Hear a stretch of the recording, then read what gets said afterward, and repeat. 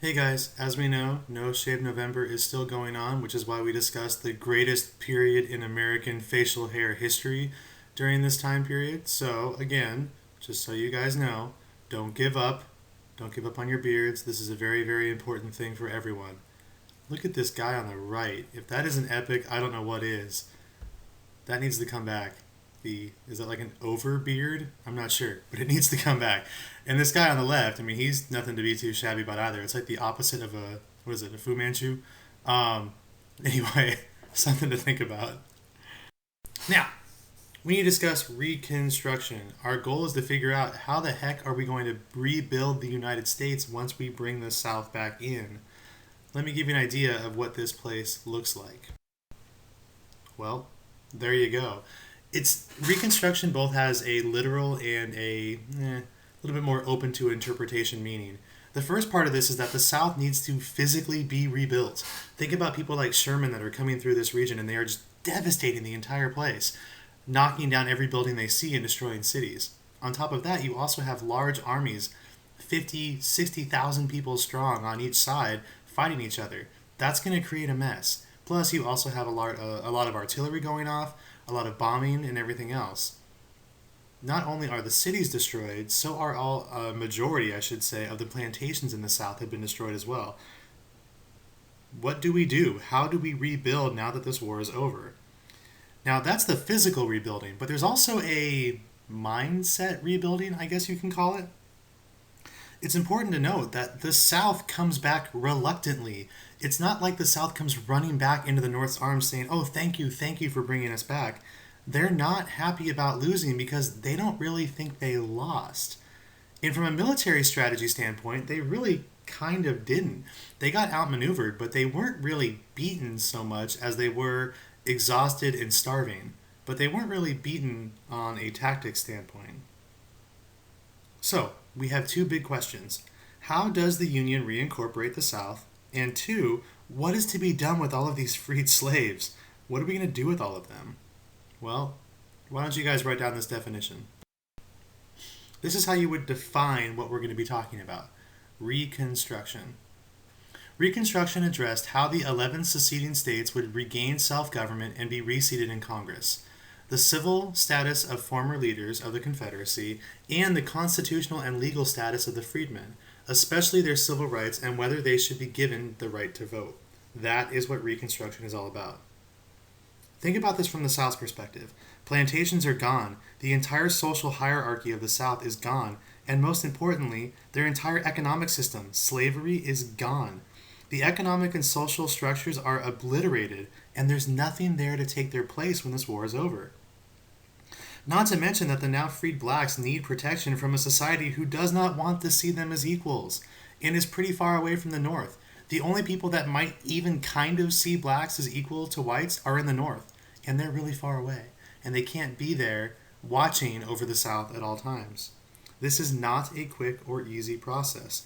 In fact, some historians, namely me, would agree that this is still going on today.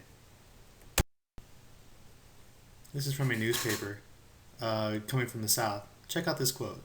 One of the greatest calamities which confronted Southerners was the havoc wrought on the transportation system. Roads were impassable or non-existent, and bridges were destroyed or washed away. The important river traffic was at a standstill. Levees were broken. Channels were blocked. The few steamboats which had not been captured or destroyed were in a state of disrepair. Wharves had decayed or were missing, and trained personnel were dead or dispersed. Horses, mules, oxen, carriages, wagons, and carts had nearly all fallen prey at one time or another to the contending armies. The railroads were paralyzed, with most of the companies bankrupt. These lines had been a special target of the enemy. On one stretch of 114 miles in Alabama, every bridge and trestle was destroyed, crossties rotten, buildings burned, water tanks gone, ditches filled up, and tracks grown up in weeds and bushes. Communication centers like Columbia and Atlanta were in ruins. Shops and foundries were wrecked or in disrepair. Even those areas bypassed by battle had been pirated or for equipment needed on the battlefront, and the wear and tear of wartime usage without adequate repairs or replacements reduced all to a state of disintegration. 1/4 of the military-aged men in the South are dead, which also is the backbone of the workforce. Extreme poverty breaks out due to the fact that everything is destroyed. The South is no longer rich.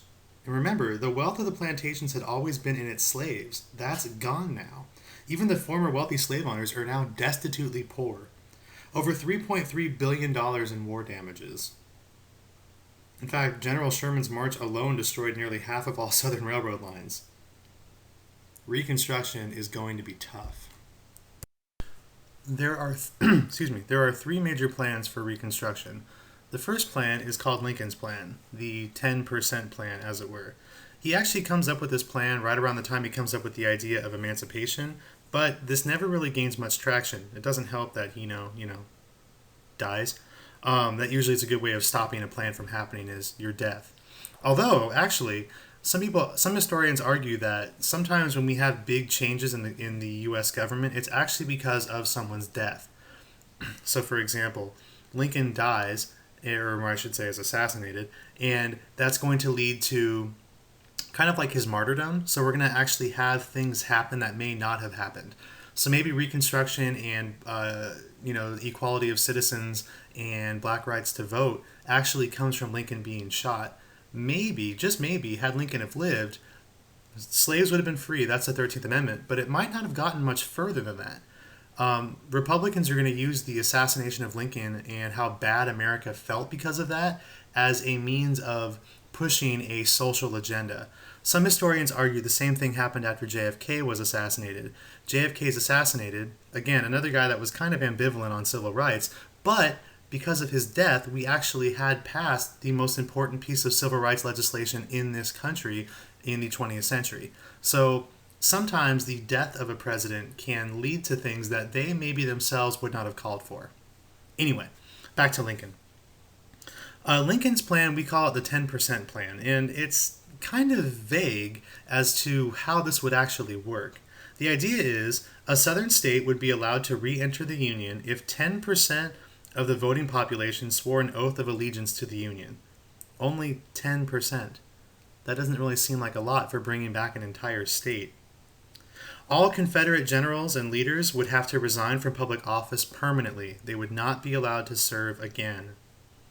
Now, his idea here is to get the South back into the Union quickly, and he wants to make sure he can establish some pro-Union governments in the South. But this plan is actually pretty weak. In fact, Congress is going to disagree with it, and they're going to want a stricter set of punishments put on the South.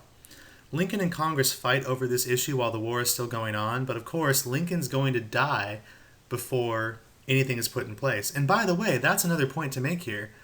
The North hadn't really worked out a plan for if they won. I'm sure they expected to win, but at the same time, they didn't really put a plan in place for what's going to happen.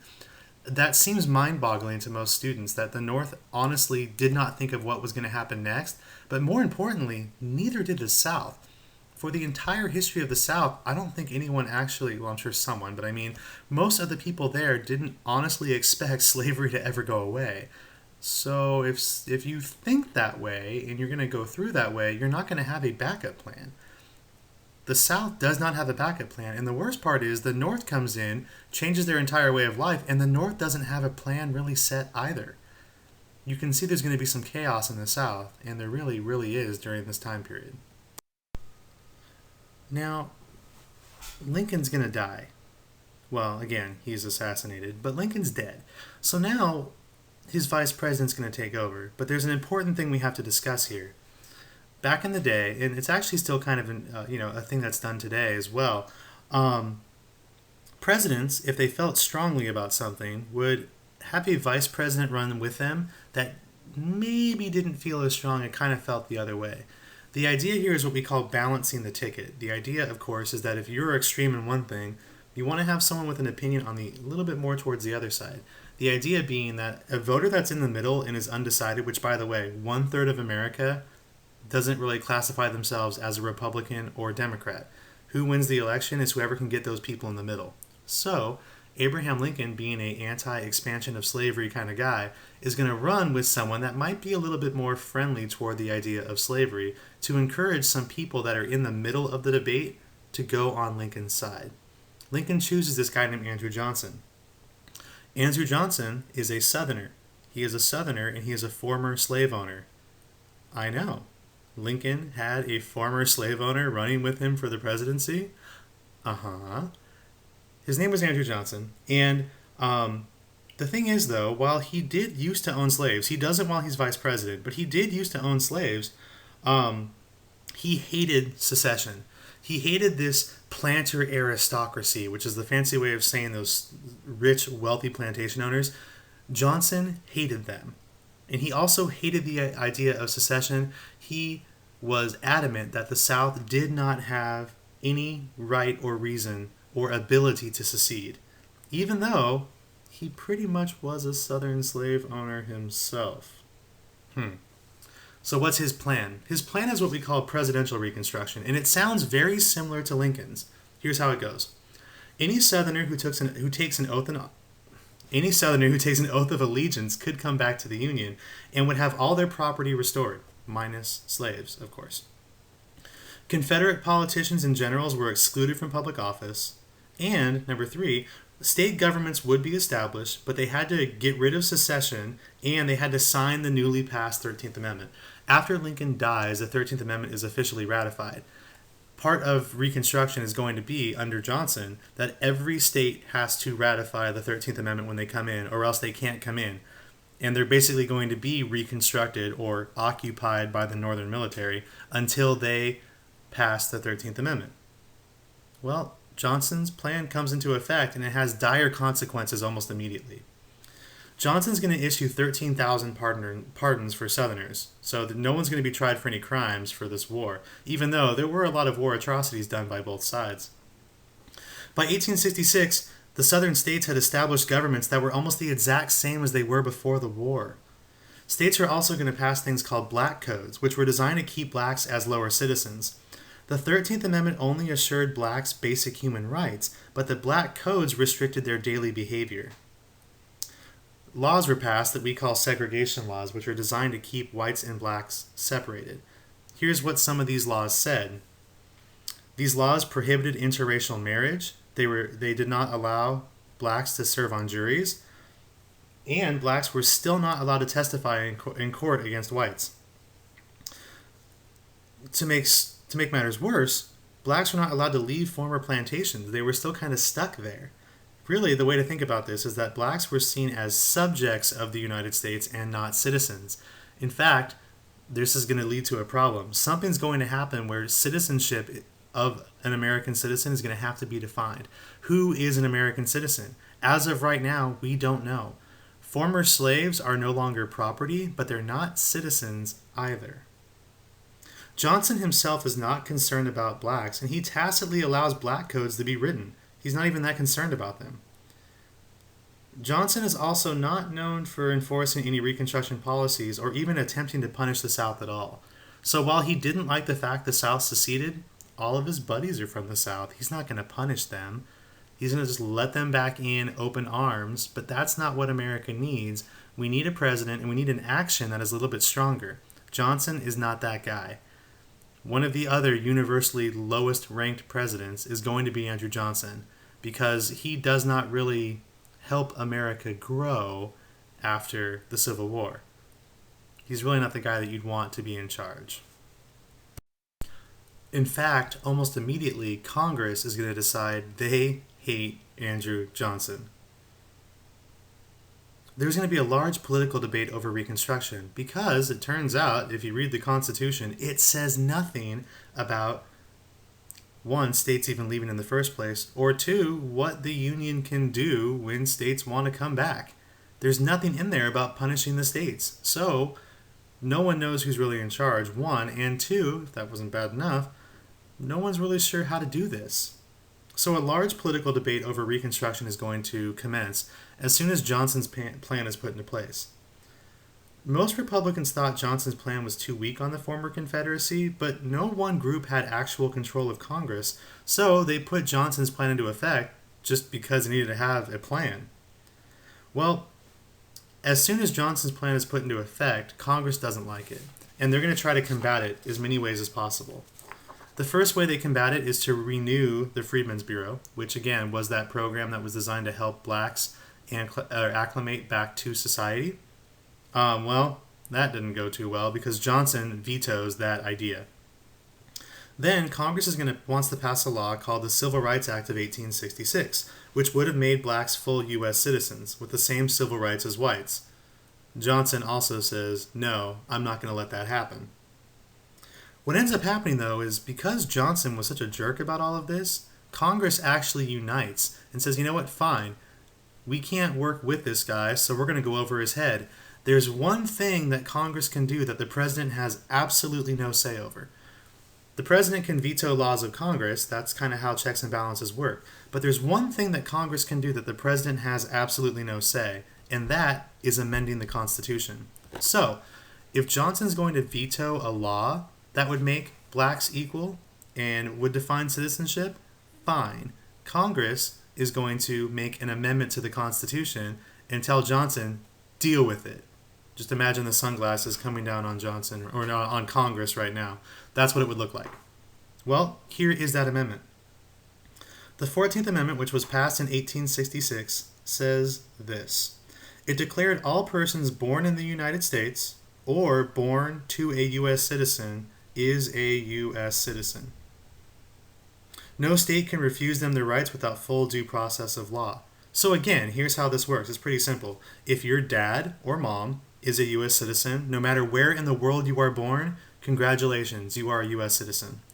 If your parents are both foreigners and they are not U.S. citizens, but you are born on American soil, regardless of the parentage of your parents, congratulations, you are a U.S. citizen.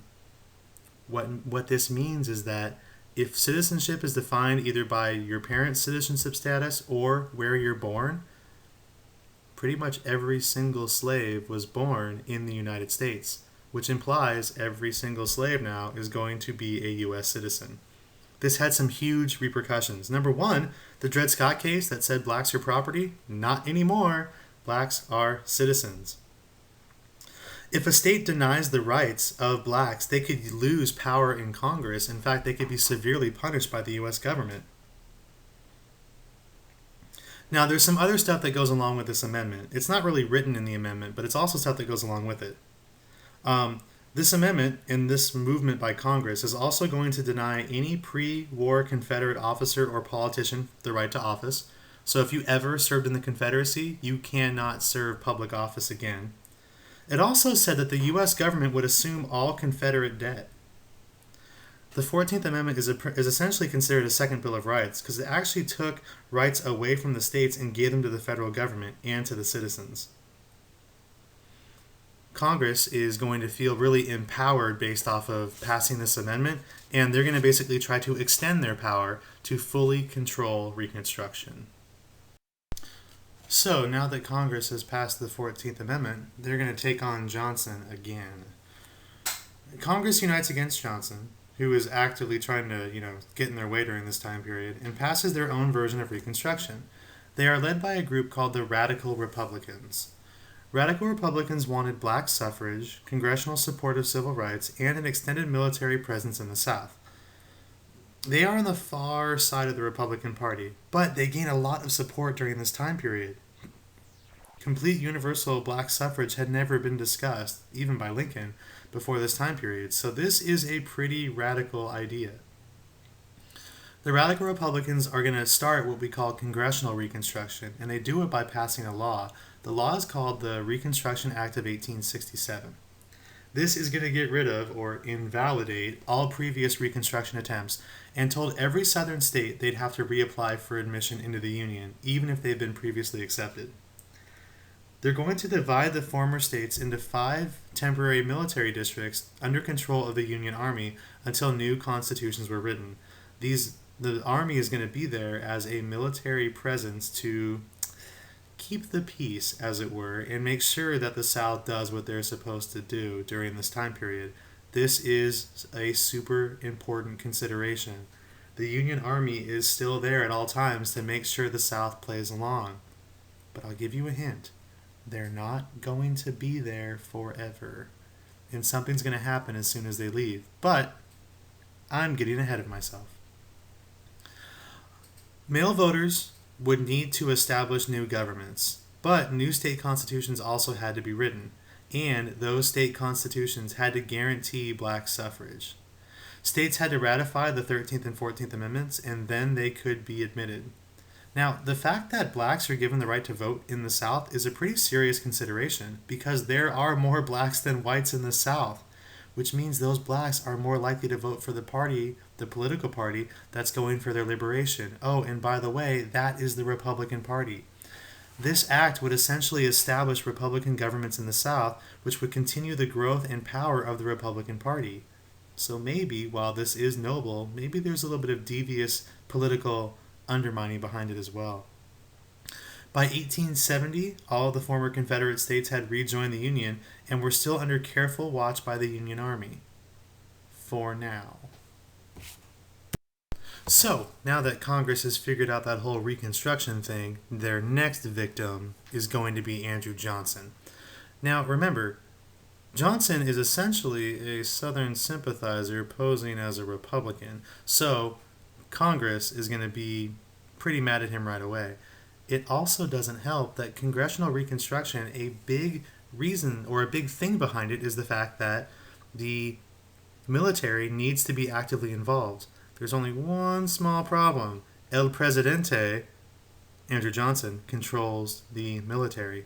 So we all know that Andrew Johnson's not going to be a big fan of harsh Reconstruction, which is what Congress is calling for. So Johnson's going to kind of go out of the way to make sure a lot of Congress's needs of the military are not going to be met.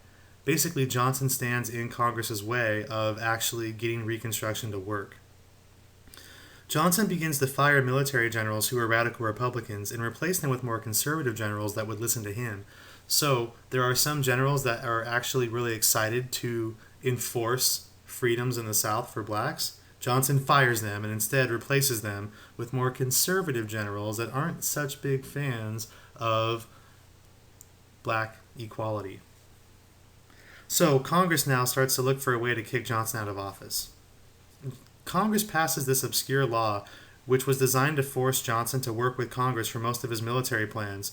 The idea here was that Congress wanted to make sure that Ulysses S. Grant was not going to be fired, and that no other radical Republicans would be fired from the U.S. military just because Johnson wanted to make sure they weren't there. Johnson is actually going to violate this law by essentially suspending/firing the Secretary of War, Henry Stanton. Immediately, Congress goes, oh great, now here's our chance. Let's impeach and get rid of Andrew Johnson. So again, impeachment means that the president is put on trial. When the president's put on trial, he's basically put on trial by the House of Representatives, and the American Senate is basically going to hear this trial, and the judges are going to be, the Supreme Court.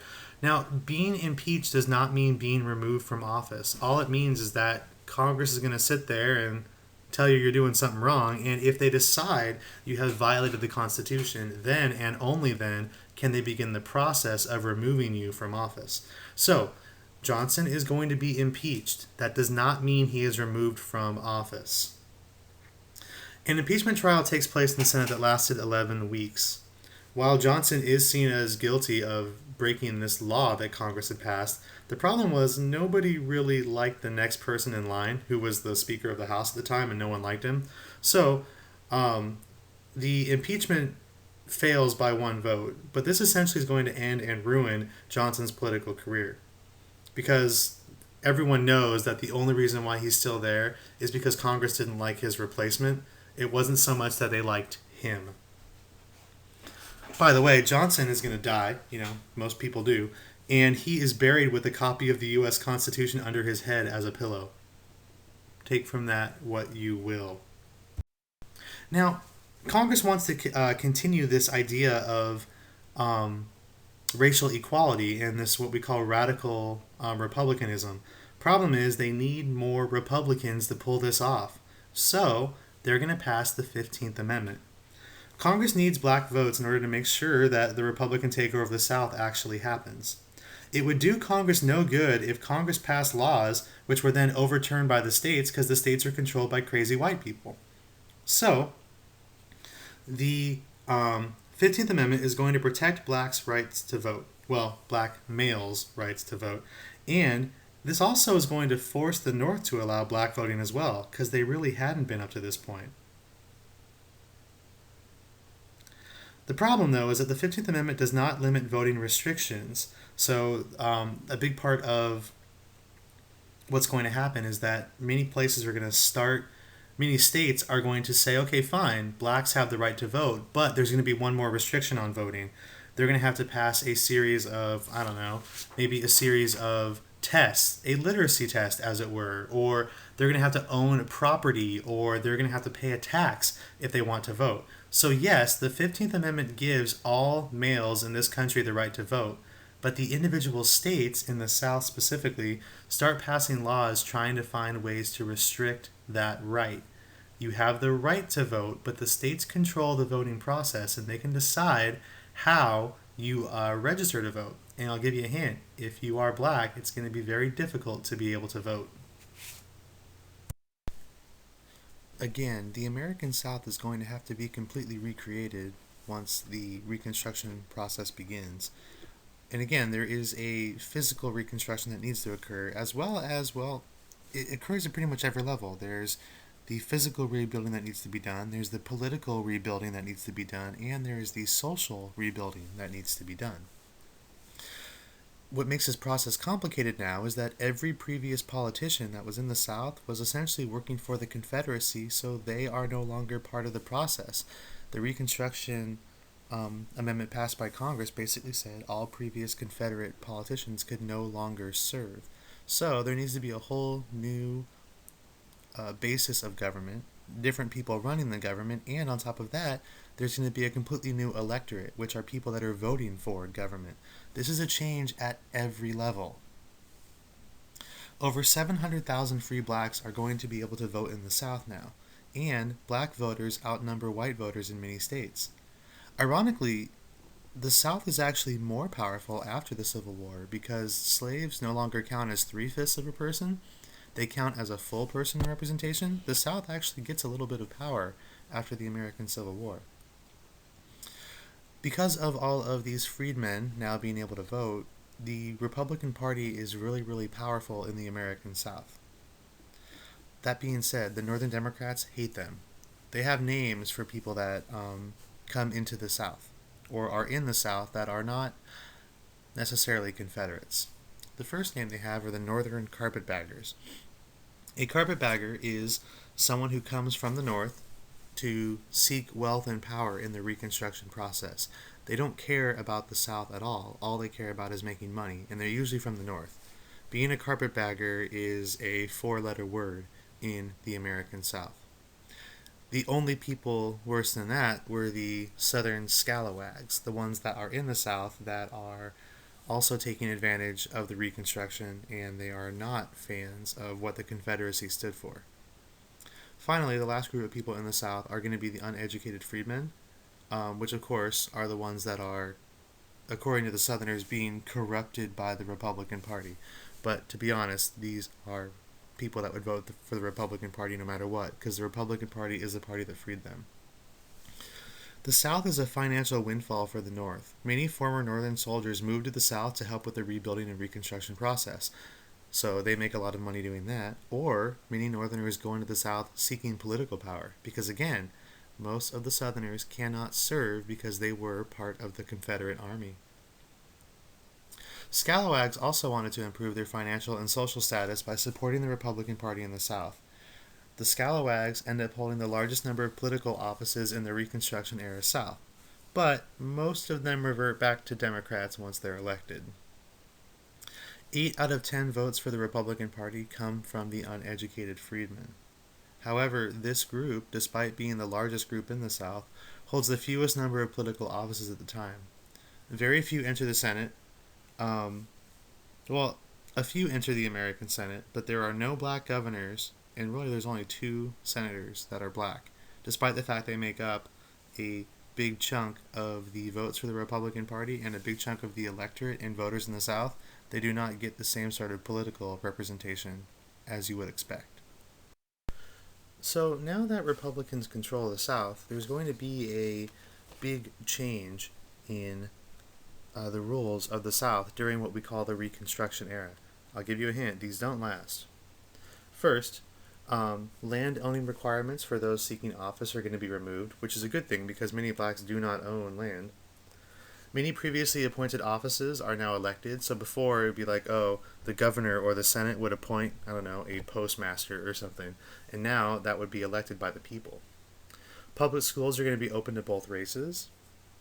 However, one thing that doesn't change in the American South during this time period is land reform. Many former Confederates held large land estates, and they still had power because of their land holdings. After the American Civil War, the Confederate property, i.e. their land, is not taken away. So because of that, it's very difficult for former slaves to obtain land. And again, if you own a lot of land, it's one of the surest ways in America to actually have power and wealth is to be able to have land. Well, blacks can't get land in the American South because the whites own all of it. Infrastructure improvements begin almost immediately, which is going to lead to really high taxes. This upsets the Southerners even more and begins to make the white Southerners resentful of the Republican Party controlling the South. It's costing them too much money, which is something that the South is never happy with.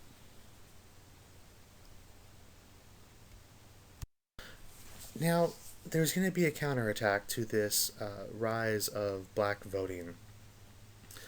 The Democratic Party needed to do two things in order to gain back political control in the South. They have to encourage white voters to vote again, and they have to stop blacks from voting. That is the only way the Democratic Party, and hence the white social elite, will be able to regain power in the American South. Now, a new movement is going to arise in the South, which promoted white power while discouraging black voting. This group is known as the Ku Klux Klan. Now, I want to make sure I'm very clear about this. I'm not saying the Democratic Party built and supported the Ku Klux Klan, but this group is organized by a bunch of social elite whites that want things to go back to the way they were. It just happens to have the side benefit of helping the Democratic Party. I'll say that again. The Democrats did not start the KKK. Just so we're clear. The Klan is a very well organized group that would specifically target the weakest group in a region, whether it be schools, Republican office holders, or at the polls. They would do forms of physical intimidation and social intimidation as a means of preventing blacks from voting or from trying to improve their social status. The Klan's going to be a group that unites Southern whites from many different social and economic groups as a way of intimidating blacks to make things go back to the way they were. Congress is not happy with this, though. They don't want the KKK to exist. So Congress passes a series of enforcement acts in 1871. They were aimed at stopping the Klan from basically existing, and by 1873 the Klan has died out. But the damage was done. The only way to protect blacks in the South was with a Northern military, and eventually the North's not going to be able to control the South forever, and as soon as they do, as soon as the North leaves, the KKK is going to come back and rise again. The fear and intimidation that this group is going to put into the hearts and minds of blacks is really going to stop many of the social reforms that the Republican Party is desiring in this region. Eventually, the American North is going to have to stop having a military occupation of the South, and as soon as they do, things start to go really, really bad for former slaves. The easier story to tell when we're discussing the Emancipation and end of the Civil War, the easier story to tell is that everything's great, but that's not the real story. In fact, freed slaves face a horrible situation in the American South post-Civil War. They have no money, they have no property, they have no tools, they have no education, and the only employers in the region are those that hate black people. So what are they going to do? Where can they go? It's very difficult for former slaves to be able to establish a life for themselves in a society that hates them when they have no tools and no money to really get started. After the Civil War, there's a large black migration. Many blacks are going to move into the Deep South, where their labor is needed on large plantations, and they can earn a higher wage. Ironically, what happens after the Civil War is that many slaves move back into the plantations hoping to make money. So they actually migrate away from the north and move into the deeper south, where things are going to be a little bit less pleasant for them. But at least they have a chance of making some money there. Like immigrants, even more blacks are going to move into cities with the understanding and ideal that there would be some sort of work there for them. However, there's not much. The Freedmen's Bureau is going to try to help with education, but the system itself is flawed. So many blacks are going to live in rural areas that are very far away from inner city schools. Most of the schools are in the inner cities. And unfortunately, they're not open for very long. They're only open for a couple months a year. By the end of Reconstruction, more than 80% of the black population in the South was still illiterate. They did not have the opportunity or the ability to go to school.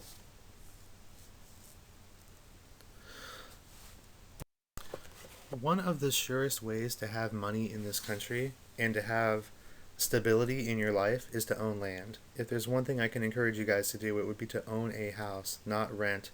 Because when you own a house, you always have that something to fall back on financially. Well, that's going to be a goal for many former slaves. They want to own land. That way they can make their own money growing crops and selling them. However, in the American South, one of the few things that Congress does that's really essentially wrong with Reconstruction is that they don't take away property from former Confederate landowners.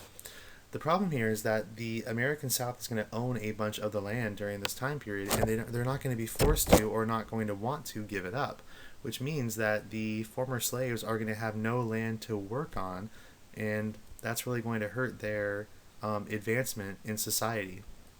So Congress decides to step in and give away some public land that Congress owns to former slaves. The Southern Homestead Act is the law they passed. Now, by the way, remember, every time you see the word homestead, every single time, it means land. Land being given up out west, or in this case, out south. The Southern Homestead Act is going to give away 44 million acres of public land to give to the freed slaves. The problem is this land contains really poor soil, and former slaves did not have the tools or money to set up anything on this land.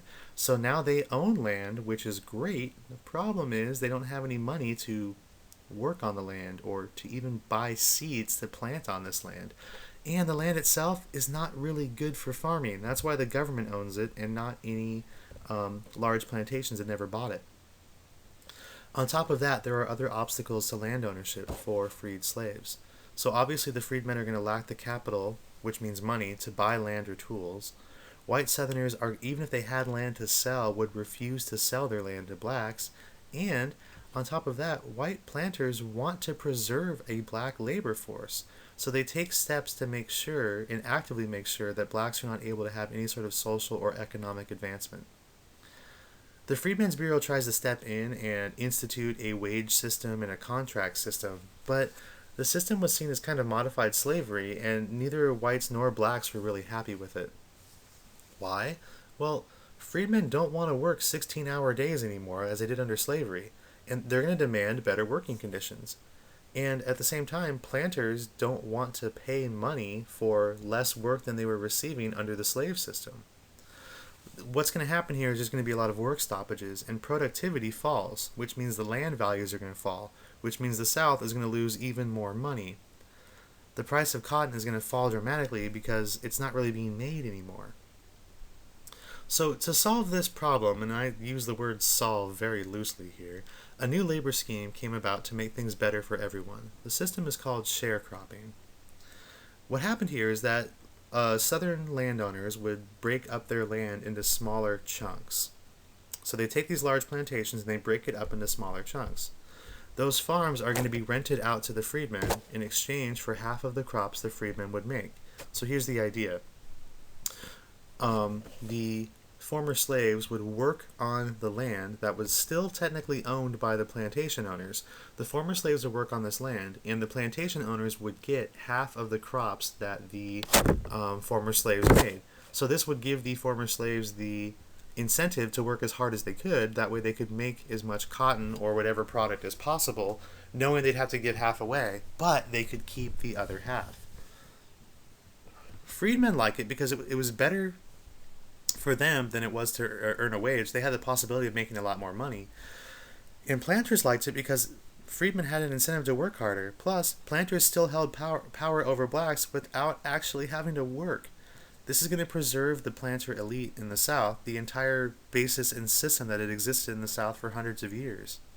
By 1880, 80% of the land in the South had been leased in this way. 75% of blacks in the South were involved in this system.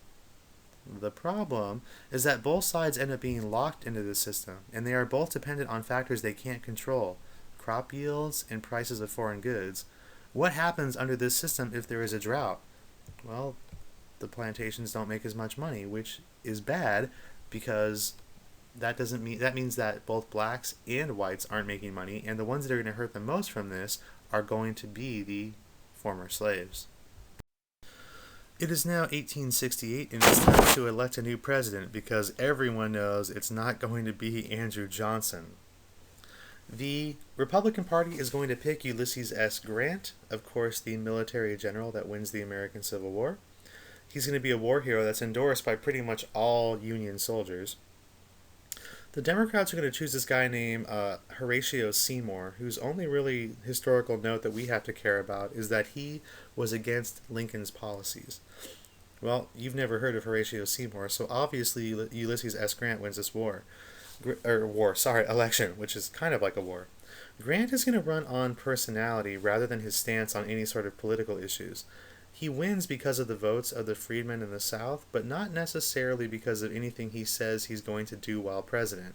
He wins based off of who he is, not necessarily what he is going to do. Now, Grant as president is going to be a little less than ideal, mainly because Grant is not necessarily a really strong president. He's very passive, in a way, and he basically lets Congress control the government. This is a time when a strong president and a strong leader is needed, but he doesn't have the political skill to be able to pull that off. So he's not necessarily a bad president, but he's not really a good president either. He chooses people to be in his cabinet that were lackluster.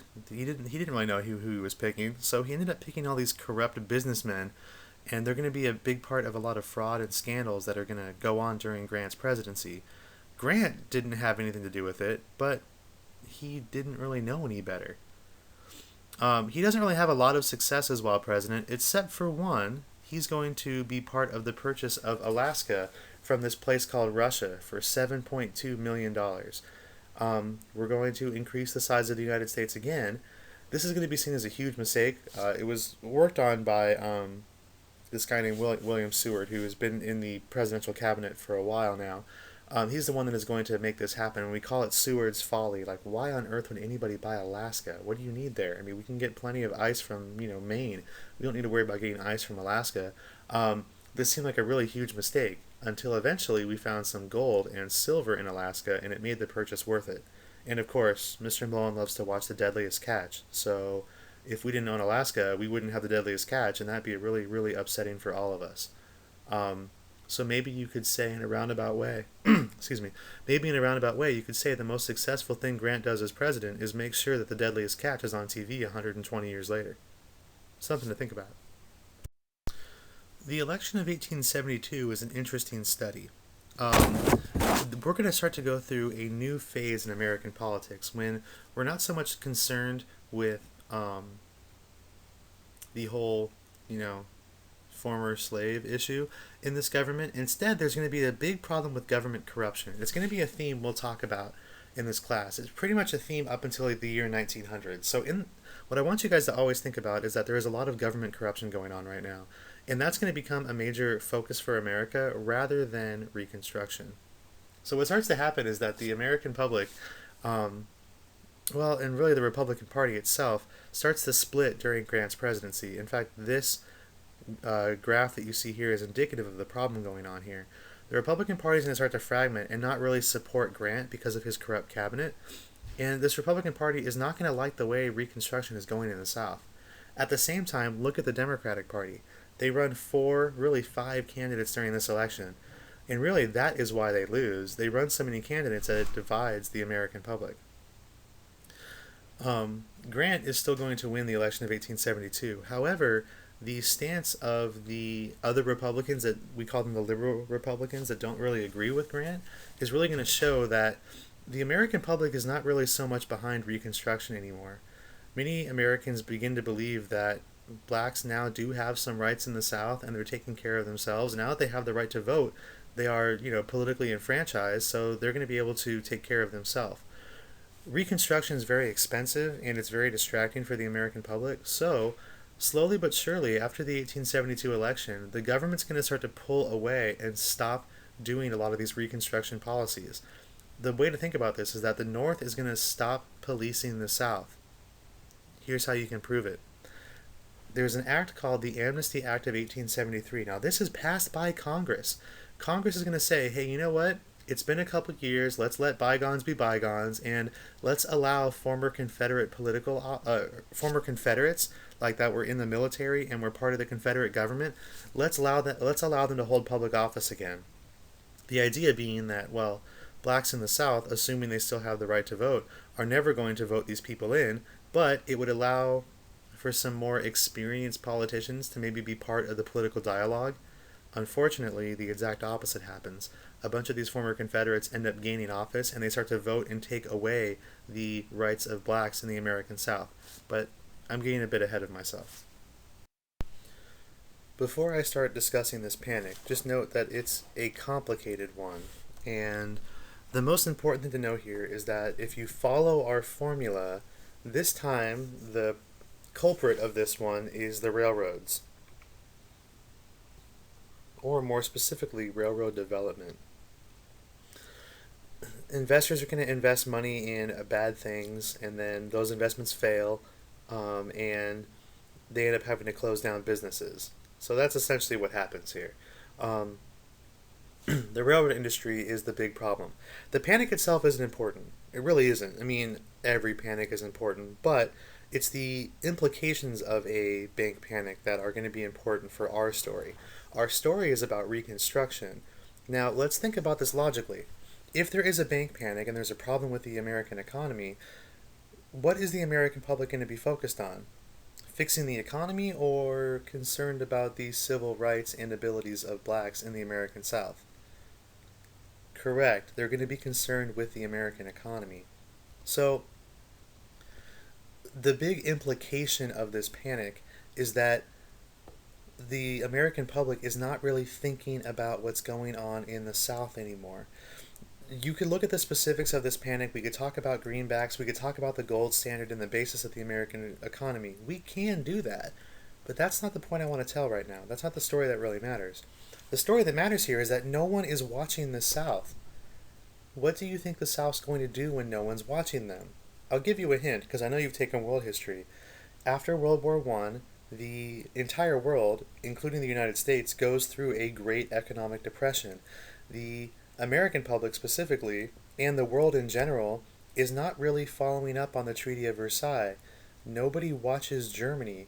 And then this guy out of nowhere named Adolf Hitler takes over Germany and violates the Treaty of Versailles and violates all these other agreements that exist with Germany. Germany becomes a world power again very quickly because no one is babysitting them. The Panic of 1873 has the same effect. No one is babysitting the American South, so the American South is going to start doing some things that are not necessarily what we want during Reconstruction. But the North, and really America in general, is more concerned about this bank panic and fixing the economy and this debate over what's going to be done with paper money. Are we going to keep greenbacks? Are we going to go over to the gold standard? What's going to be the basis of the American economy? The American public is more concerned about that. They're more concerned about their own paychecks than they are about blacks in the South. This is going to be the start of people not necessarily paying attention to what happens in the South. And, coincidentally, things in the South are going to start going really bad for blacks. If it wasn't bad enough that the American public is distracted about the whole race issue in the South, it turns out the Supreme Court is also going to be a little not helpful in this Reconstruction process. One Supreme Court case we have to look at is this case of Texas v. White. The question is, since the Union was indissoluble, which is a fancy way of saying it couldn't be broken up in the first place, does the U.S. government have the right to force states to go through a Reconstruction plan? Now, the Supreme Court's going to say yes, because the goal is to ensure a Republican form of government for all people and to create a citizenship process. So, in this case, this is one of the few times that the Supreme Court's actually going to work with the government. However, in other cases, the Supreme Court's going to kind of go against Reconstruction. There are some cases called the slaughterhouse cases, which basically are going to limit the power of Reconstruction. And then the Supreme Court's also going to strike down the Civil Rights Act of 1875, which again is designed to promote black equality. And they're going to strike down the KKK Act, the one that got rid of the KKK. The Supreme Court's going to say that's unconstitutional. What starts to happen is that the Reconstruction policies of the North are going to start being torn apart as the 1870s progress. And soon, very soon actually, Reconstruction itself is going to be completely abandoned. By the 1870s, even the Republican Party is starting to give up on Reconstruction. The American public is not really a big fan of it. They want the government to shrink. They don't want the government to be so big anymore. And as the country starts rebuilding, the people want a limited government again. It's been about 10 years of Reconstruction. It's a very expensive process, and things seem to be going okay in the South. There's been no outbreak of another war. The South hasn't threatened secession, so maybe it's time to actually let slavery, not necessarily let slavery, but let the Reconstruction process just kind of end. Maybe it's been long enough. Maybe it's actually going to be stable in the South. You and I both know that's not necessarily what happens, but that's the way Americans feel. At the same time, a bunch of Southerners are going to go through a process that we call redeeming the South. What's going to happen here is that the American South during the 1870s is going to become the American South of the 1850s, and no one really sees how it happens.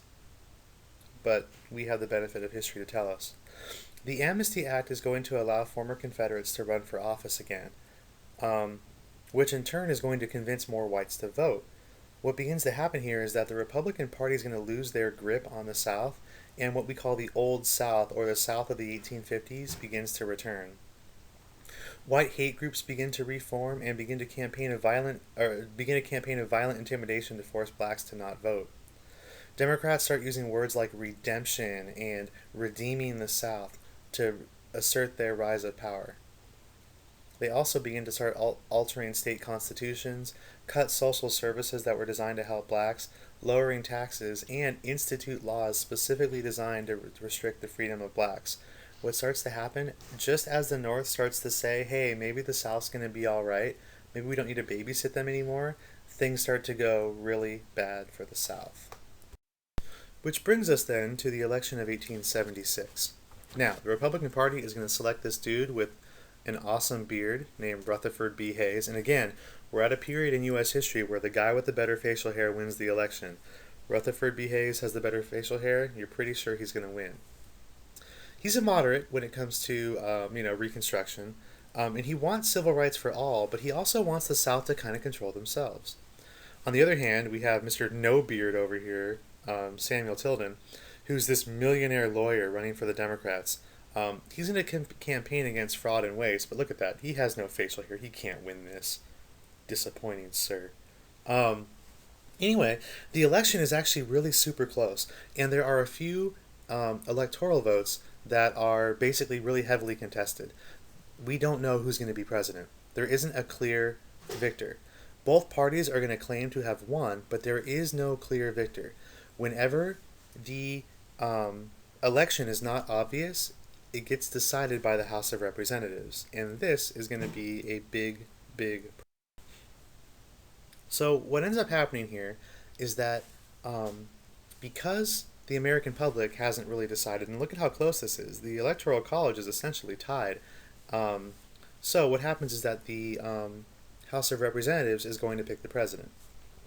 And they do it in a really strange way. They pass a law called the Compromise of 1877, which says that Hayes would become president, but it also meant that once Hayes became president, the Republicans would have to end Reconstruction.